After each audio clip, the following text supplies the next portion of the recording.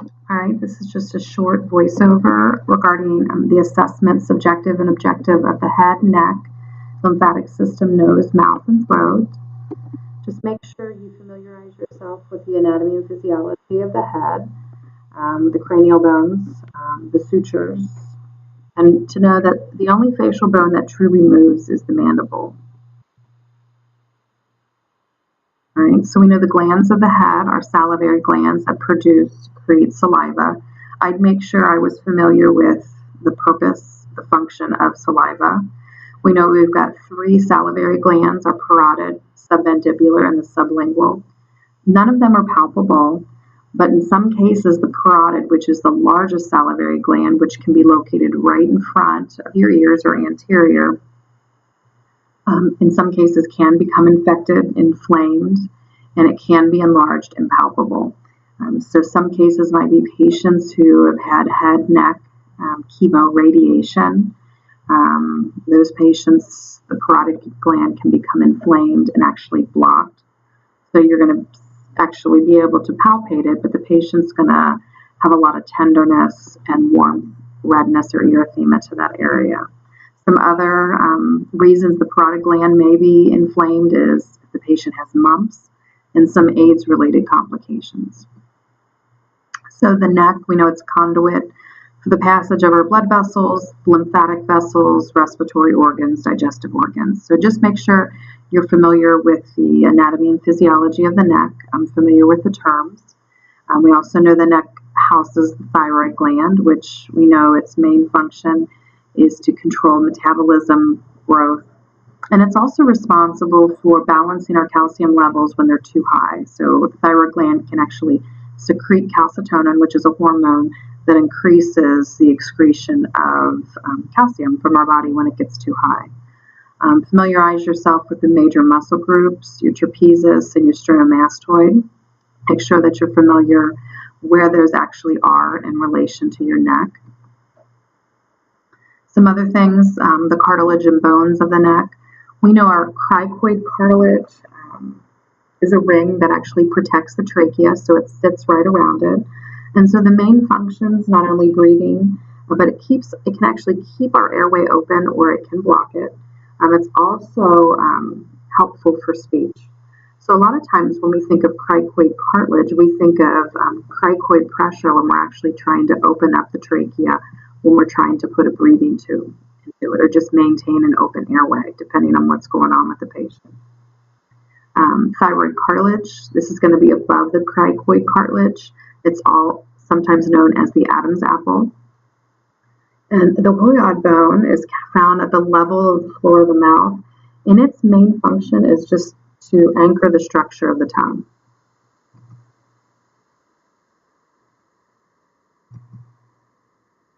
So make sure that you're familiar with the A and P of your lymphatic vessels, your lymph nodes. So we know essentially the lymph system drains hematological waste products, and it's also responsible for balancing fluid volume excess. So the waste, the fluid that is returned after cellular metabolism, energy production, after the normal blood vessels return the deoxygenated and used blood to the right side of the heart, the lymphatic system actually picks up what's left over at the tissues and returns it to the top of the heart as well. So some of the lymph nodes that we see in the head, neck, we know obviously preauricular, in front of the ear, posterior auricular, or the mastoid, behind the ear, occipital, submental, submandibular, the jugular digastric. And we know our cervical ones are the ones, if we're going to be able to feel or palpate, those are the ones we are. So we talked about the lymphatics. We know it drains immunological waste. So if you have some problems with your lymph nodes enlargement, you need to make sure you're looking above and below the nodes for specific areas of problems. It's not necessarily a blood vessel. It doesn't work like it does with the heart pumping and moving blood. The only way that the lymphatic and lymph fluid actually moves is through respiration and muscle movement and contraction. So actually, moving our arms, getting up and walking. Those are all things that can improve lymphatic flow. So we know it's located all throughout the body, but it typically can only be examined within the head, neck, arm, axilla, and inguinal areas. So if a patient comes in and suspects some head or neck issues, some of the history that we might collect on them. Do you have a history of headaches? Is it associated with any head injuries? And obviously, if these patients are, yes, complaining of headaches, dizziness, we're going to do a PQRSTU. Okay? We're going to look much more in depth into it. Any neck pain, and is it associated with limited range of motion? When did it start? Was there an injury? Was there a motor vehicle accident? Did you hurt yourself at work? Have you noticed any lumps or swelling, either in your head and your neck? Is there a history of head or neck surgery? And so if these patients come in with these complaints, these are some of the objective assessment that we might look at. If we're going to inspect, we're looking at the size and shape of the head. That term is normocephalic. Is it the normal size and shape appropriate to the rest of the body? Is it well in proportion? When we're looking at the patient's face, are the facial structures, features appropriate for their behavior and mood, their emotions? And are they symmetrical from left to right? Do we see any obvious nodes, lesions, nodules?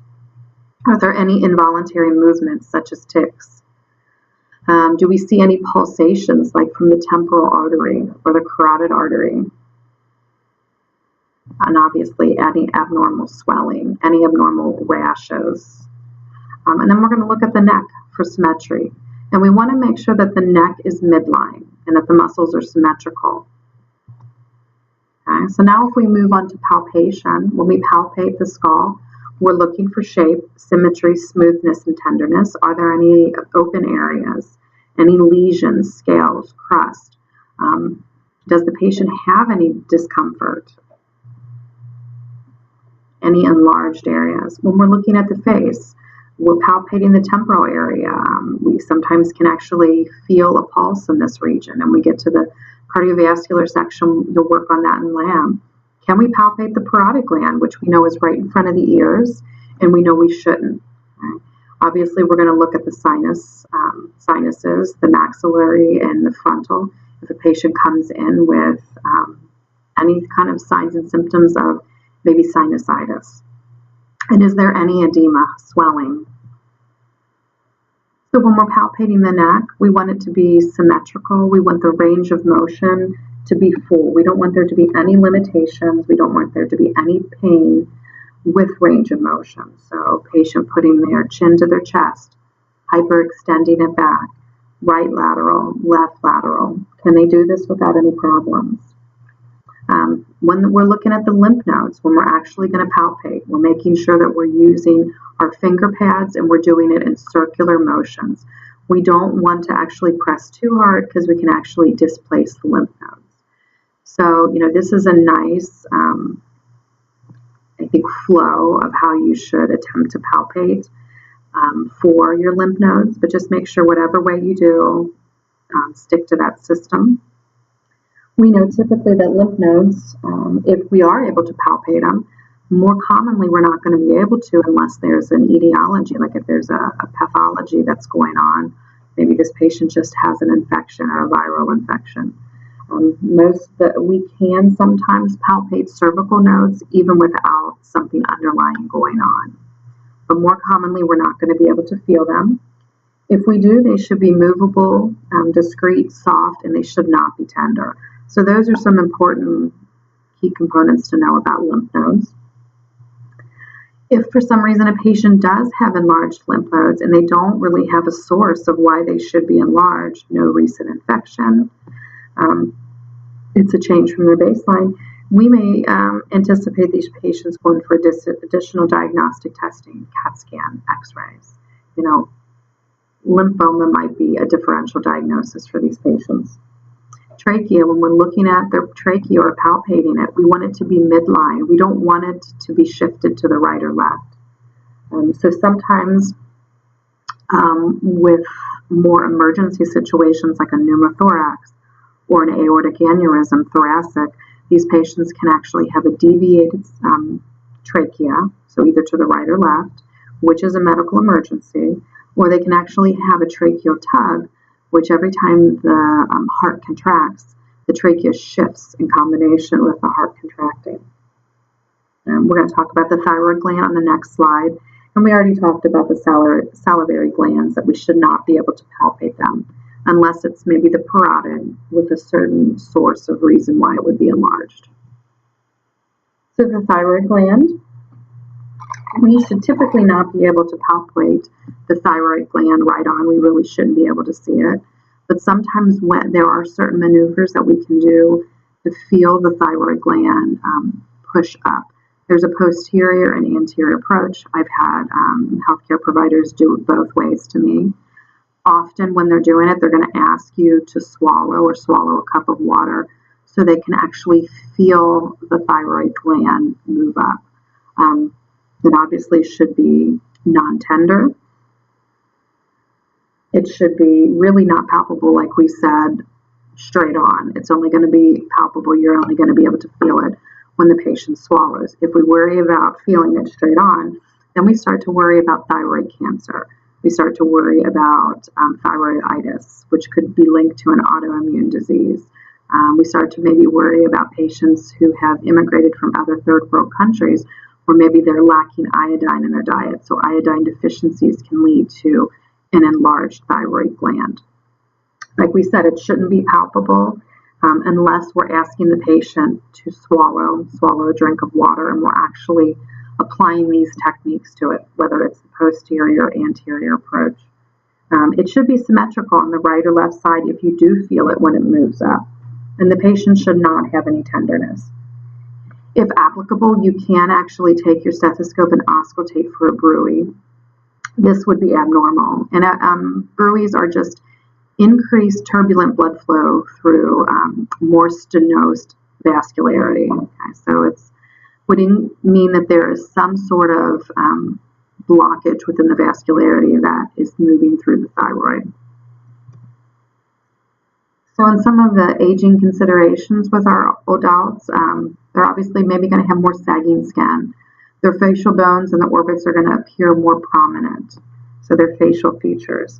And this might have to just not only do with muscle mass loss and the distribution of subcutaneous tissue. Depending on their underlying history, there may have been some weight loss. So we know the nose is the first segment of the respiratory system. It's covered with hair and ciliated mucous membranes. The nose has a septum that runs right through it and divides it into the right or left side. We know our septum also has turbinates up above that actually are very highly vascularized. So these are some sites that can become inflamed, that can bleed. The turbinates are three bony protrusions that increase the surface area for humidification, filtration, and warmth, which we know are some big functions overall of our nose. The meatus is the cleft in the turbinates that allows drainage. Another name for nostrils is our nares, nare. Upper third part of the nose is made up of bone, but the rest is cartilage. So we know we have 4 paranasal sinuses. The two most common that we're going to see are the maxillary and the frontal, and that's because they're much more easily accessible. So when you go in to the healthcare provider's office, you have a frontal headache, you've got indications of sinusitis or chronic sinusitis, allergy problems, you've got a lot of nasal drainage, maybe discoloration, a lot of drainage into the back of your throat with nausea and vomiting, dizziness. They're going to palpate your frontal and your maxillary sinuses when you go in, and they're really looking for tenderness. So our mouth, right, our oral cavity contains our teeth, tongue, salivary glands, palate, cheeks, and tongue. And we know in the front part of our mouth, the anterior is the hard palate, which is made up of bone. And on the farther part is our softer palate, which is made up of muscle. We know our uvula that hangs down the back of your mouth. So we've wanted to break the A and P down of the tongue. We've already talked about the parotid gland. Looking at the tongue, make sure that that's the main feature we're going to be looking at when we do an objective exam. Also looking at how many permanent teeth these patients have. We're looking at their gums as well. And we know we're going to be looking at the pharynx, the oropharynx, and the tonsils when patients come in complaining of sore throat. So some of the subjective data we're going to maybe collect if these patients come in. Nasal discharge or frequent nosebleeds. We might see that with deviated septums or frequent sinusitis, allergies, infections, or even kids who have a habit of picking their nose. Maybe it's during the cold months and there's not a lot of humidification. So the nose and the nasal passages, the turbinates get really dry. Is there the history of frequent colds, sinus infections, any type of trauma to the nose, mouth, and throat, right? History of allergies. It could be to pet dander. It could be to seasonal allergies, hay fever, smoke. Does the patient have an altered sense of smell? And do we suspect a nasal obstruction? When we're looking at the mouth and throat, does the patient have a history of sores or lesions? Are they complaining of that? A sore throat, which we know can be linked to pharyngitis, laryngitis, tonsillitis, or it can just be linked to allergies, right? The drainage that's hitting in the back of your throat. Any problems with bleeding gums, tooth pain, halitosis, altered taste, and then smoking, alcohol consumption. And then we're also going to look at any self-care behaviors, mostly in regards to the mouth and throat. How long has it been since you've been to the dentist? How well do you take care of your teeth through the day? Do you use mouthwash? Do you floss? And then any of the medications that patients are on, because we know that medications have the ability to, can create situations with dry mouth.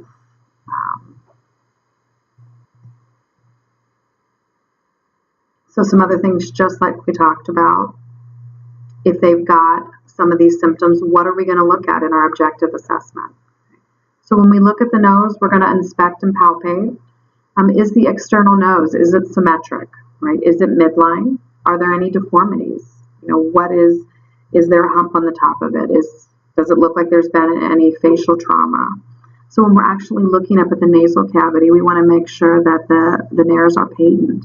So we might occlude one of the nares one at a time and ask the patient to gently take a breath in. When we're looking up and we're looking actually up with the light, we're going to see, is the nasal septum deviated? Sometimes if it deviates to the right or left, it might even look like a shelf. Is there swelling? You know, what's the color? Is it kind of pinkish red? Is there any crust, open lesions, or bleeding? And then we talked about patients who come in with potential sinus infections or sinus issues. You know, we're going to palpate the frontal and maxillary areas. You know, and typically the healthcare providers are going to use the thumbs. And we're looking for tenderness in those areas. Might be an indication of a sinus infection. We're going to look and inspect inside the mouth. You know, what's the color? Is it pink to kind of red? Is it moist? Or do we see some cracking and fissures or any open lesions? How many teeth do these patients have? And what do they look like? What's the color? Are there any indications of debris or decay? Okay. What's the alignment look like? And is there any bleeding gums? We're also going to look at the tongue. We want it to be pink to red, moist. Are there any lesions, open areas? Are there some white patches? And we're going to look underneath, and we're going to look at the top and to the sides. Okay. We're going to look at the hard palate and the soft palate. Okay. We want it to be pinkish white. We want it to be able to upwardly mobile when the patient opens their mouth. Where is the uvula? Where is it placed? Is it midline? Is it hanging down? And is it mobile? This is important to kind of remember about tonsil grading. When patients come in for pharyngitis, tonsillitis, have a history of strep, We typically are going to maybe do some tonsil grading, maybe not us, but the healthcare provider. So just like we talked about with edema, you could have a +1 to +4, and it depends on the size of the tonsils and where they are at in relationship to the uvula. So +1 means the tonsils are visible. +2, it might mean they're halfway between the tonsils, the pillars of the uvula. +3 means that actually they're touching the uvula. And +4 means they're actually touching each other. And sometimes that's referred to as kissing tonsils.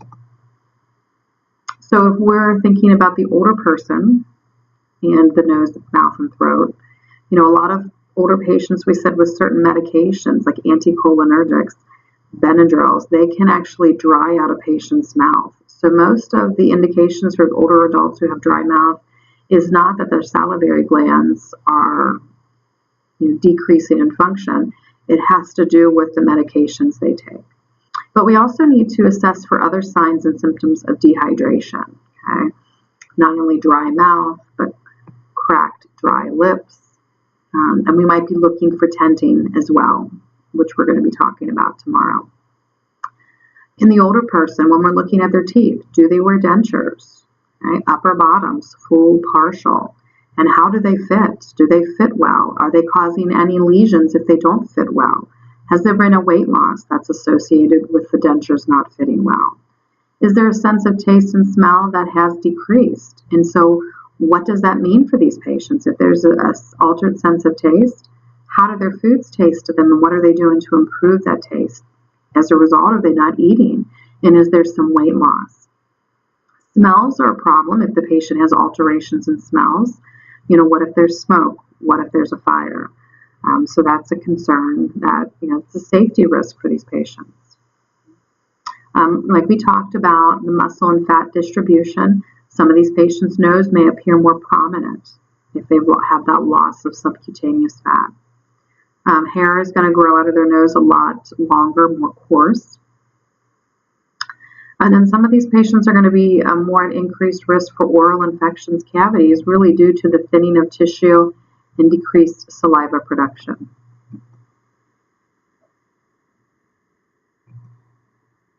And then from a cultural genetic consideration, if we're looking at the nose, mouth, and throat, and so the book does tell us that Hispanic, Native Americans, and Afro-American background do have a poor oral health status of all the racial and ethnic groups in the U.S. So unfortunately, as a result, they're more likely to lose teeth and have poor dentation or have untreated cavities. Native American, Asian populations are also more at risk to have their uvula actually split in two, and also their cleft lip and cleft palate, they're more at risk. And so we know those are tube defects where there have been linked to folic acid deficiency, which may be linked to certain countries where nutritional deficiencies are common because of the food intake or the socioeconomic, the living status there. African American patients are more at risk for a condition called leukodema, and these are benign, very gray white lesions in the mucosa of the mouth. And so in about 68 to 90% of African American patients, this can be common. So it wouldn't necessarily indicate to us a fungal infection or necessarily a cancerous lesion. Caucasians are also more at increased risk to have tooth decay. And I think all this might have to do with this advancing age. Medicare does not pay for dental insurance, so some of these patients are limiting how often they're going to the dentist if they go at all. So we know that's a very big issue with preventative care health promotion, preventing tooth decay. And then also the Black population, males are especially highest rate of oral and pharyngeal cancers with poor health prognosis outcomes.